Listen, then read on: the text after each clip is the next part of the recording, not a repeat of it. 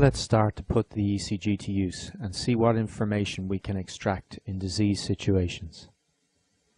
The first topic we will deal with, deviation of the cardiac axis, is perhaps the most abstract and concerns disease processes which alter the pattern of spread of depolarization around the ventricles. Cardiac depolarization travels through the ventricles in a highly organized temporal and spatial pattern. Many common diseases alter the pattern of flow of depolarization around the chambers. Such alterations result in predictable changes in the morphology of the QRS complexes, and a relatively simple way of characterizing this is to estimate the position of the cardiac axis.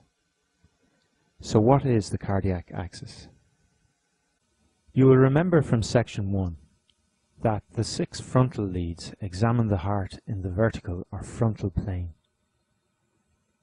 If we take a coronal section through the chest cavity and focus on depolarization events in the main muscle mass of the right and left ventricles, you will see that in the frontal plane, depolarizing forces of differing magnitudes, seen here in blue, are moving through the chambers in many different directions during the normal process of ventricular depolarization.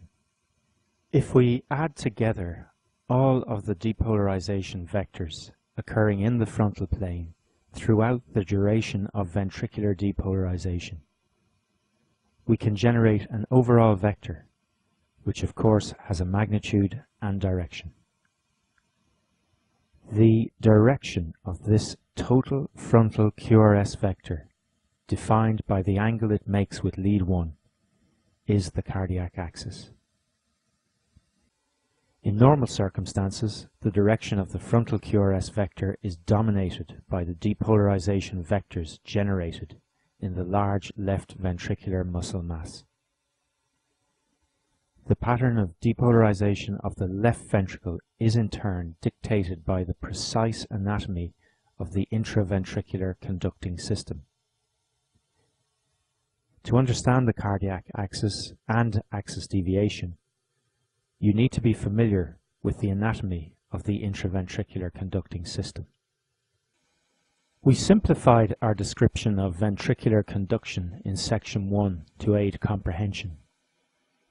We considered the left bundle branch of the conducting system as a single anatomical entity. The analysis remains valid, but to understand the cardiac axis and axis deviation in disease, we need a little more anatomical detail.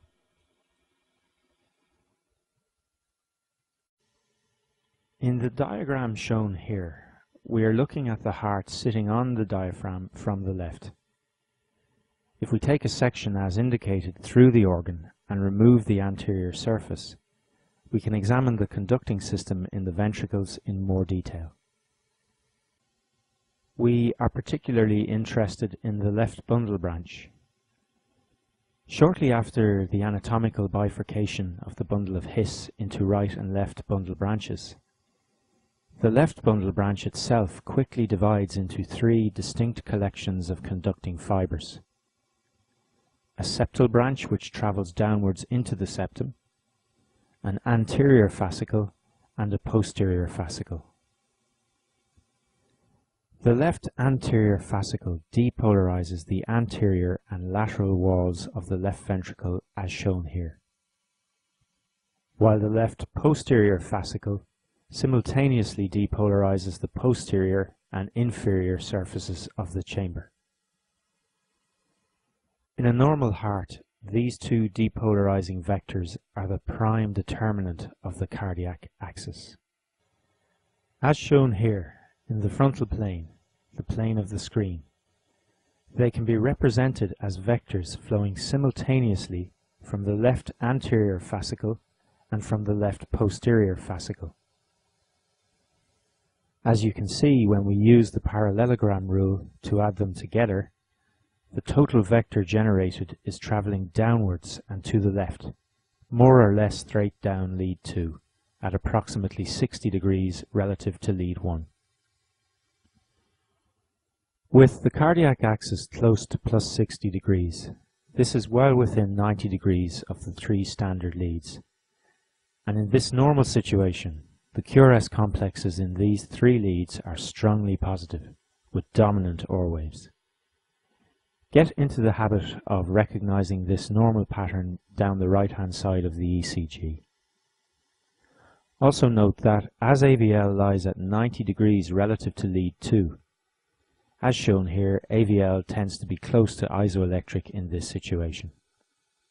The pattern of QRS complexes in the frontal leads on this ECG indicates that the cardiac axis lies at approximately 60 degrees and is consistent with an intact intraventricular conducting system. There are extensive anastomoses between the anterior and posterior systems at their termination in the wall of the left ventricle. If one of these major branches is damaged and flow through it blocked, in the example shown here, the left anterior fascicle, the ventricle can be depolarized by retrograde flow of depolarization from the intact branch via these anastomoses. However, even in this simple 2D graphic, it is clear that this will have a dramatic effect on the direction of the frontal QRS vector. If disease blocks conduction in the anterior fascicle, and the lateral and anterior ventricular walls are depolarized by current flowing upwards from the anastomoses in the left ventricular wall, the cardiac axis is now traveling upwards and to the left. This is termed left axis deviation. While with blocked conduction in the posterior fascicle, the inferior surface is depolarized by current flowing from above, and the sum of these two major vectors is now moving downwards and towards the right. This is termed right axis deviation. Many common diseases damage the distal components of the left ventricular conducting system, resulting in left or right axis deviation on the ECG. We will now go on to show you how to identify significant axis deviation, and we will then go on to discuss their causes.